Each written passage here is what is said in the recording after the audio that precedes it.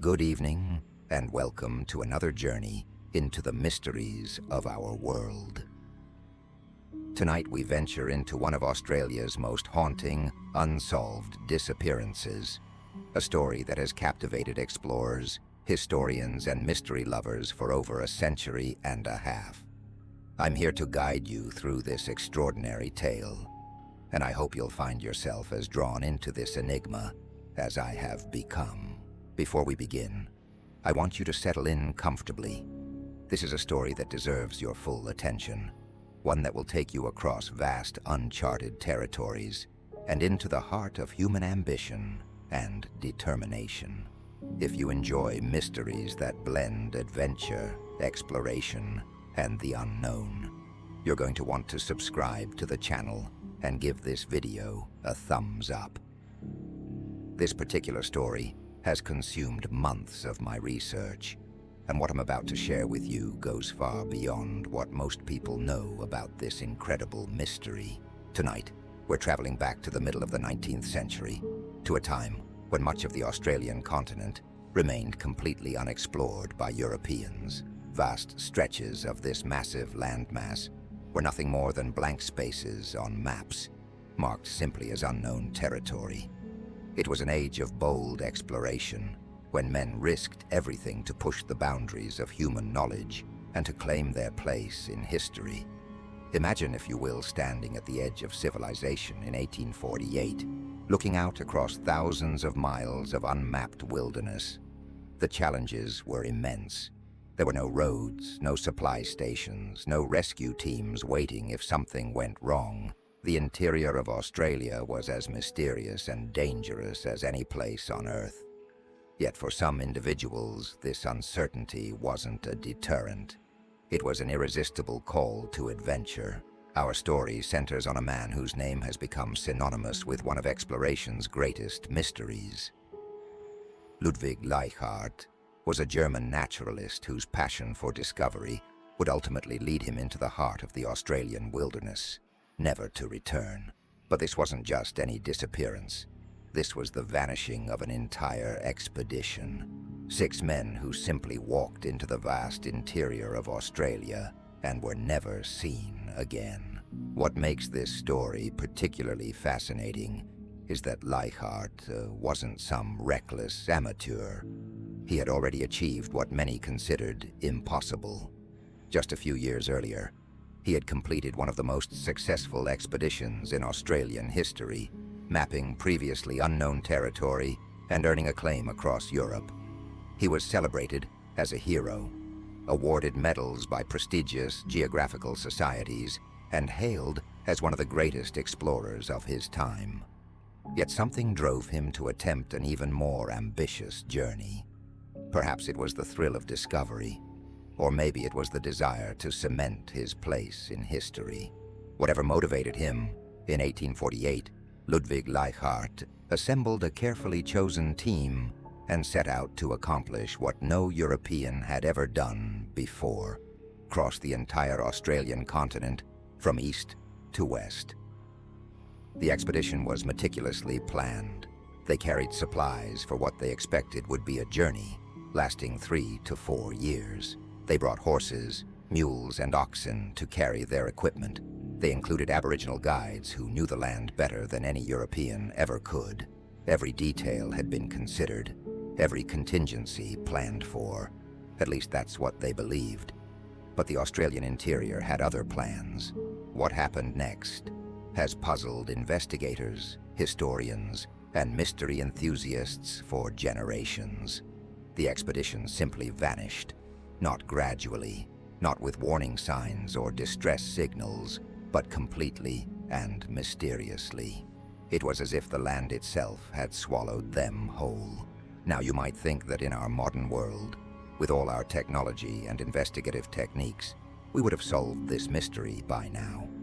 But the truth is, despite numerous search expeditions, despite decades of investigation, despite tantalizing clues that have emerged over the years, we still don't know what happened to Ludwig Leichhardt and his 5 companions. What we do know is that their story begins much earlier. with a young German student whose fascination with the natural world would shape his entire life. Ludwig wasn't born to be an explorer. He came from a modest background and spent years studying at various universities across Europe. But something about the conventional academic life didn't satisfy him. He was drawn to hands-on research, to the thrill of discovering things that had never been documented before. When the opportunity arose to travel to Australia, Ludwig didn't hesitate. This was the 1840s, remember, when such a journey was incredibly dangerous and expensive. Most people would have considered it madness to leave the comfort and security of Europe for the unknown wilds of the Australian frontier. But Ludwig saw it as the opportunity of a lifetime. He spent his first years in Australia doing exactly what he loved most: collecting specimens, documenting new species, and mapping unexplored regions. His work was meticulous and scientifically valuable. He sent detailed reports back to Europe, contributing significantly to the scientific understanding of this remarkable continent. But it was his first major expedition that truly made his reputation. When the government canceled an official expedition due to concerns about safety and cost, Ludwig decided to organize his own. With private funding and a small team of volunteers, he set out to accomplish what the official expedition had deemed too dangerous to attempt. The journey took nearly 18 months and covered roughly 3,000 miles through completely uncharted territory. The challenges they faced were extraordinary. Their food supplies ran out, forcing them to hunt for survival. They encountered various Aboriginal groups, some friendly and helpful, others hostile and dangerous. One night, tragedy struck when one of their team members was killed by a spear while sleeping. They had to bury him in the wilderness and continue their journey, knowing that each day brought new dangers. Despite these hardships, Ludwig's first expedition was a remarkable success. He not only reached his destination, but also mapped the route and collected valuable scientific specimens. When he returned to Sydney, he was greeted as a hero. The scientific community celebrated his achievements, and geographical societies in London and Paris awarded him prestigious medals. But success, rather than satisfying Ludwig's appetite for exploration, only seemed to increase it. He began planning an even more ambitious expedition, one that would dwarf his previous achievements. He wanted to cross the entire continent, a journey that would be 3 times longer than his first expedition and would take him through completely unknown territory. Everyone warned him against it. Even his supporters, those who had celebrated his first success, urged caution. They pointed out that his first expedition, successful as it was, had nearly cost him his life multiple times. A journey 3 times longer through even more dangerous territory seemed like suicide. But Ludwig was determined. He had tasted success, and he wanted more. The planning for this final expedition was extensive. Ludwig assembled what he believed was the perfect team. He recruited experienced outdoorsmen, included Aboriginal guides familiar with different regions, and gathered supplies for what they anticipated would be a multi-year journey. Everything seemed carefully considered and well prepared. On a fateful day in April 1848, Ludwig Leichhardt and his 5 companions set out from their base near Darling Downs. As they prepared to leave, Ludwig spoke to one of the local station workers.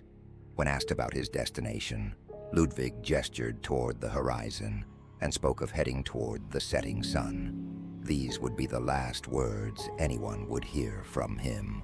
What happened next has become one of Australia's greatest mysteries, a puzzle that has spawned countless theories, numerous search expeditions, and endless speculation. The expedition simply disappeared, leaving behind only tantalizing clues and unanswered questions that continue to baffle investigators more than a century and a half later. The years passed slowly after Ludwig's departure. each month bringing growing concern from those who knew him. The expedition had been planned to last 3 to 4 years, so initially the silence wasn't alarming. Expeditions of this magnitude often lost contact with civilization for extended periods. But as the expected return date came and went, worry began to spread through the scientific community and among Ludwig's supporters. By 1852, the silence had become deafening. 4 years had passed without a single word, without any sign of the expedition's progress or whereabouts. The governor of New South Wales could no longer ignore the growing pressure to act. Something had to be done. A rescue mission was organized, led by Hovenden Heli, tasked with the seemingly impossible job of finding 6 men in a wilderness larger than most countries. The search team faced challenges that seem almost incomprehensible today. They were looking for traces of people who could be anywhere across millions of square miles of harsh, unforgiving terrain. It was like searching for a whisper in a thunderstorm, a needle in a haystack the size of a continent. Yet they pressed forward, driven by hope and determination. Their persistence paid off when they made their first significant discovery. In the region near what is now Blackall, they found what appeared to be an old campsite. The evidence suggested European occupation, and the searchers' hearts must have raced with excitement. But it was what they found nearby that truly captured their attention and has puzzled investigators ever since. Carved into the bark of a tree were 3 letters, L, X, and A. The L seemed obvious enough. Ludwig's initial, marking his passage through this remote location. But the other 2 letters presented an immediate mystery. None of his companions had names beginning with X or A that would explain this combination. Adolf Classen could account for the A. But what about the X? And why these 3 letters together? The discovery sparked intense speculation. Some suggested the letters might represent a date rather than initials. In this theory, the X and A could be Roman numerals, with X representing 10 and A perhaps standing for a month, beginning with that letter. April or August seemed like possibilities, given the timing of their departure and the likely travel time to reach this location. But even this explanation felt incomplete. If Ludwig was marking dates, why use this particular system? Why combine Roman numerals with a letter? The mystery of these 3 simple letters would haunt investigators for generations, becoming one of the most debated clues in the entire case. The search continued, expanding across vast areas of the continent. Years passed, and other expeditions took up the challenge. Augustus Charles Gregory led another systematic search effort, covering different regions and following various theories about the expedition's possible route. His team found additional tree carvings, including more instances of the letter L carved into bark, but no definitive answers about what had happened to the missing men. Each new clue seemed to raise more questions than it answered. The scattered nature of the evidence suggested that the expedition had traveled much farther than initially expected, but the trail remained frustratingly incomplete. It was as if Ludwig and his companions had deliberately scattered breadcrumbs across the continent, leaving just enough trace of their passage to prove they had been there, but not enough to reveal their ultimate fate. The mystery took on an almost mythical quality as stories began to circulate among the Aboriginal communities across Australia. Some spoke of encounters with European strangers in remote areas. Others told darker tales of conflict and violence. Charles Hunt, an English explorer, heard one such account that would lead to yet another search expedition. According to the Aboriginal informants, a group of Europeans had been killed by a hostile tribe somewhere northeast of Perth. The story included details about a hidden burial site, a bone pit where the remains had been concealed. The Western Australian government, intrigued by this possibility, commissioned John Forrest to investigate these claims. Forrest's expedition in 1869 was perhaps the most systematic search effort yet undertaken. Guided by Jemmy Mungaro, an Aboriginal tracker who claimed knowledge of the burial site's location, they ventured deep into the wilderness northeast of Perth. The journey covered thousands of square miles of difficult terrain, and the team investigated every lead, no matter how remote the possibility. They found bones, certainly, scattered across various locations, but the discovery that initially raised their hopes soon proved disappointing. The skeletal remains they uncovered appeared to belong to horses rather than humans. It turned out they had stumbled upon the site where another explorer, Robert Austin, had left his injured animals to die years earlier. The bones that had seemed so promising were simply the remains of pack animals from a completely different expedition. Despite covering over 9,000 square miles and conducting weeks of detailed investigation, Forrest's team found no conclusive evidence of Ludwig's fate. The hidden burial pit described in the Aboriginal accounts either didn't exist or remained tantalizingly beyond their reach. The expedition members grew increasingly concerned about their own safety, fearing encounters with the same hostile groups that had allegedly killed Ludwig's party. The failure of this extensive search effort was deeply disappointing, but it didn't end the quest for answers. If anything, it seemed to intensify interest in the mystery. New theories emerged about what might have happened, and occasional discoveries kept hope alive that the truth might eventually be uncovered. In 1896, nearly 50 years after Ludwig's disappearance, David Carnegie encountered what seemed like another promising lead.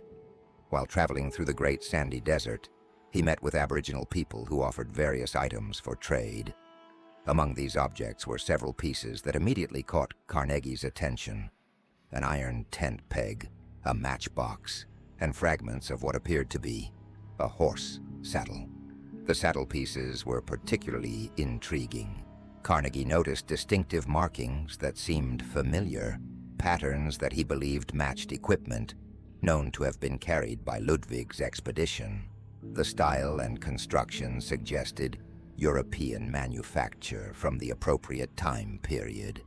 Could these fragments be actual remnants from the lost expedition, preserved by the dry desert climate and carried by Aboriginal traders across vast distances? 4 years later, in 1900, an even more significant discovery emerged. A man working with sheep in the remote Sturt Creek area of Western Australia found a small brass plate embedded in a tree. The metal was partially burned, but the engraving was still clearly visible. Ludwig Leichhardt, 1848. This discovery sent shockwaves through the archaeological and historical communities. Unlike the previous finds, which were intriguing but inconclusive, this brass plate seemed to offer concrete evidence of Ludwig's presence in Western Australia. The general belief was that such plates were commonly attached to personal firearms carried by explorers, serving as identification in case of loss or death. The location of this find was particularly significant because it suggested that Ludwig's expedition had indeed traveled much farther west than many previous theories had proposed. If authentic, the plate indicated that the expedition had made considerable progress toward their goal of reaching the western coast before whatever final catastrophe befell them. The brass plate discovery fundamentally changed how investigators viewed the mystery. By mapping the locations where various clues had been found over the decades, a pattern began to emerge that revealed something unexpected about Ludwig's chosen route. Rather than taking the most direct path across the continent from east to west, the evidence suggested he had traveled north first, following a route that curved around the dangerous interior regions. This indirect approach made perfect sense when you considered Ludwig's experience and knowledge. He had already successfully navigated the Northern Territories during his first expedition, reaching Port Essington after that grueling 18-month journey. He knew the challenges, understood the terrain, and had established relationships with some of the Aboriginal groups along that route. By following a path he was familiar with before venturing into completely unknown territory, he was actually demonstrating remarkable strategic thinking. The emerging picture suggested that Ludwig's expedition had made it much farther than anyone had dared hope. They appeared to have successfully traversed the northern territories and begun their descent toward the western coast. The brass plate, found at Sturt Creek, indicated they had penetrated deep into Western Australia, perhaps coming tantalizingly close to achieving their ambitious goal. But this success story made their ultimate disappearance even more mysterious. If they had traveled so far, overcome so many obstacles, and come so close to completing their historic journey, what had finally stopped them? The great sandy desert, where the brass plate was discovered, presented its own unique challenges. But Ludwig's team had already proven their ability to survive in harsh environments. As investigators pieced together this probable route, they realized they were dealing with an expedition that had covered an extraordinary distance across some of the most challenging terrain on Earth. The scattered clues painted a picture of determination and resilience that made their ultimate fate all the more poignant. The mystery took another intriguing turn in 2003, more than a century and a half after Ludwig's disappearance, when researchers made a discovery in the archives of the New South Wales State Library. Hidden among dusty documents was a letter dated April 1874, written by a man named W.P. Gordon to a clergyman. Gordon had been a station owner in the Darling Downs area and had actually encountered Ludwig before his final expedition began.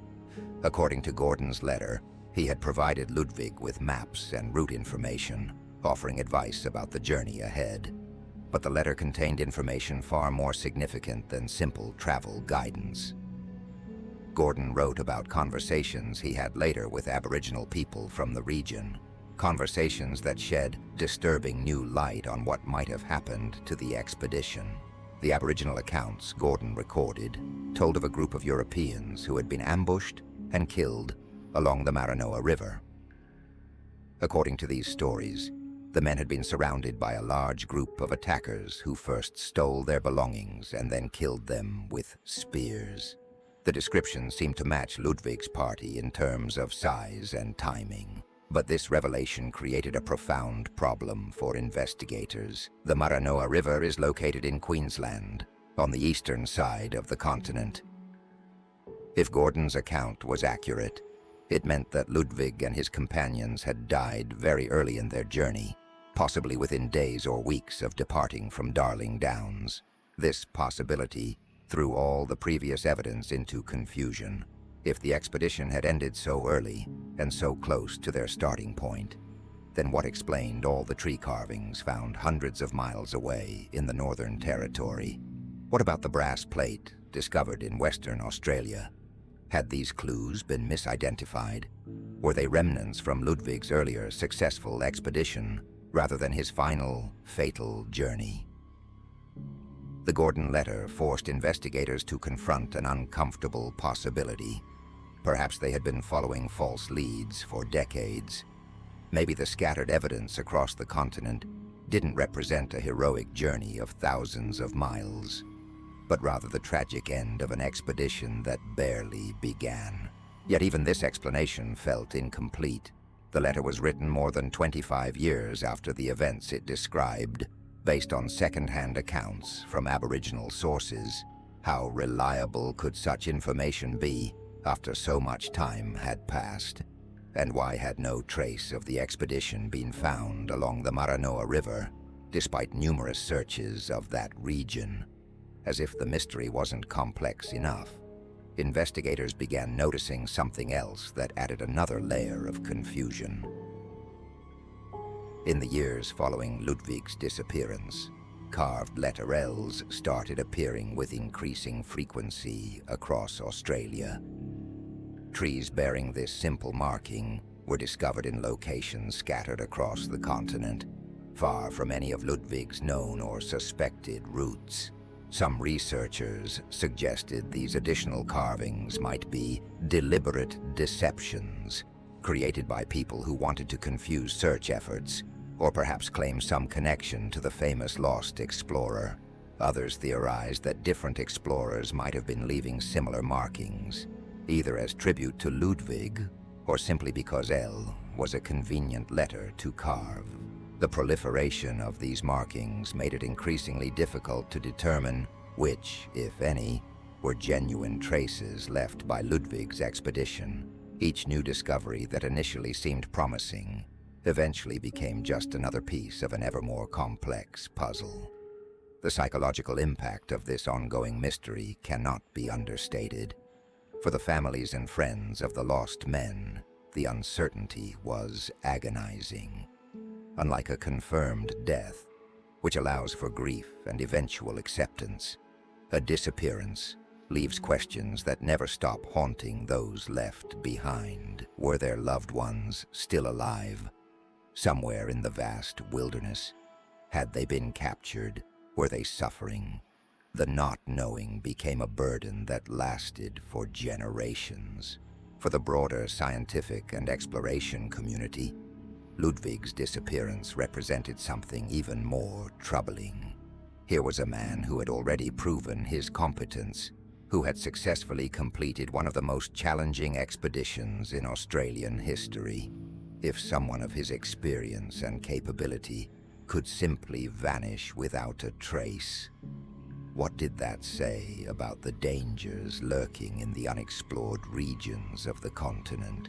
The mystery also highlighted the vast cultural divide between European explorers and the Aboriginal peoples who had lived on the continent for thousands of years. While Europeans saw the interior as unknown and dangerous, Aboriginal communities had detailed knowledge of every water source, every seasonal change, every potential hazard. The success or failure of expeditions often depended on the relationships explorers could build with these knowledgeable guides. Some theories about Ludwig's disappearance focus on the possibility that cultural misunderstandings or conflicts might have played a role in the expedition's fate. The accounts Gordon recorded suggested violent confrontation, but other stories told of European strangers being welcomed and helped by Aboriginal communities. The reality was likely complex, varying from group to group and situation to situation. As decades passed and the mystery remained unsolved, Ludwig Leichhardt's name became legendary in Australia. He was remembered not just for his successful first expedition, but for the romantic tragedy of his disappearance.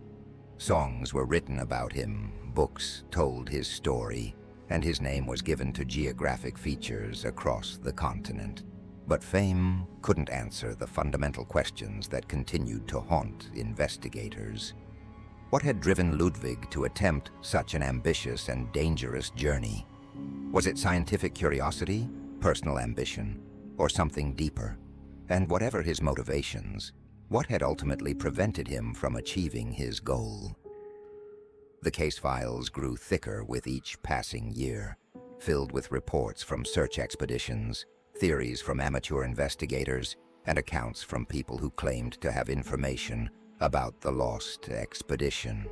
Yet for all the effort expended, for all the miles traveled by searchers, for all the analysis and speculation, the core mystery remained as impenetrable as ever. Modern technology has brought new tools to the investigation, but the vast scale of the Australian continent and the passage of time continue to frustrate efforts to find definitive answers.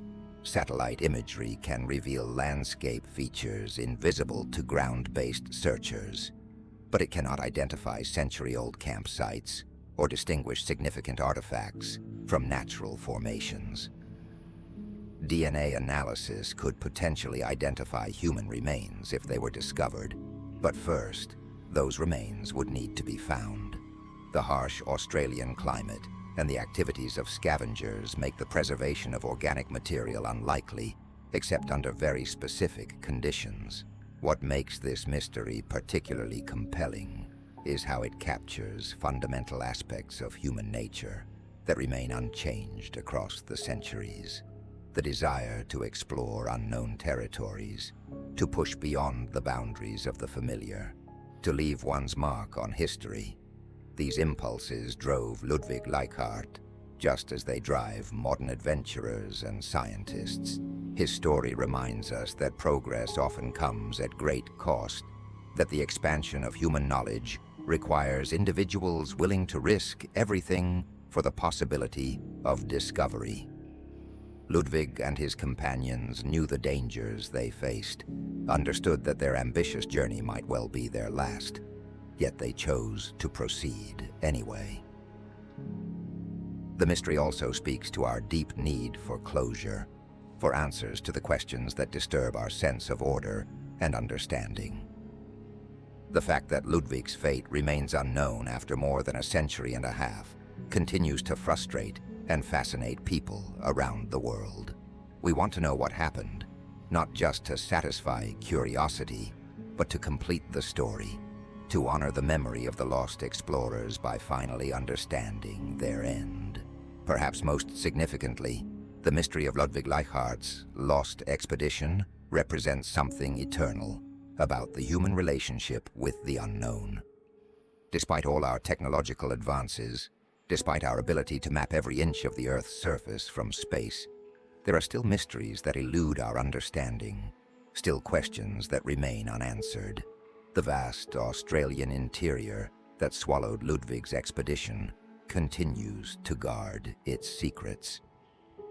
Somewhere in that immense landscape lie the answers to one of exploration's greatest mysteries. The truth is out there, waiting to be discovered, challenging future generations of investigators to succeed where so many before them have failed.